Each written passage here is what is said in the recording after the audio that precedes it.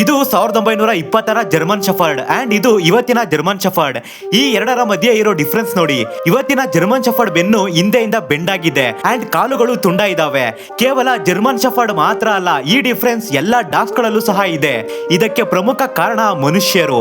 ಜನ ಈ ಡಾಗ್ಸ್ ಗಳನ್ನ ಇನ್ನೂ ಕ್ಯೂಟ್ ಆಗಿ ಮಾಡೋದಕ್ಕೆ ಸೆಲೆಕ್ಟಿಂಗ್ ಬ್ರೀಡಿಂಗ್ ಮಾಡ್ತಾರೆ. ಈ ಪ್ರೋಸೆಸ್ ನಲ್ಲಿ ಎರಡು ಬೇರೆ ಬೇರೆ ಜಾತಿಯ ಬ್ರೀಡ್ ಗಳನ್ನ ಮೀಟ್ ಮಾಡಿ ಹೊಸ ಬ್ರೀಡ್ ನ ಸೃಷ್ಟಿ ಮಾಡೋದಕ್ಕೆ. ಇದರಿಂದ ಡಿಸ್ಅಡ್ವಾಂಟೇಜ್ ಕೂಡ ಇದೆ. ಈ ಕ್ರಾಸ್ ಬ್ರೀಡಿಂಗ್ ಇಂದ ಹಲವಾರು ಕಾಯಿಲೆಗಳನ್ನ ಡಾಗ್ಸ್ ಫೇಸ್ ಮಾಡಬೇಕು. ಇದಕ್ಕೆ ಬೆಸ್ಟ್ ಎಕ್ಸಾಂಪಲ್ ಅಂದ್ರೆ ಪಗ್ ಡಾಗ್ಸ್.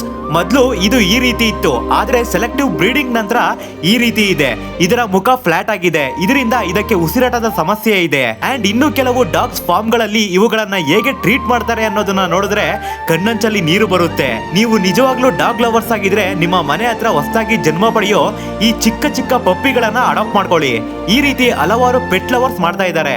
ಅವರಿಗೆಲ್ಲ ಈ ವಿಡಿಯೋ ಡೆಡಿಕೇಟ್ ಆಗುತ್ತೆ.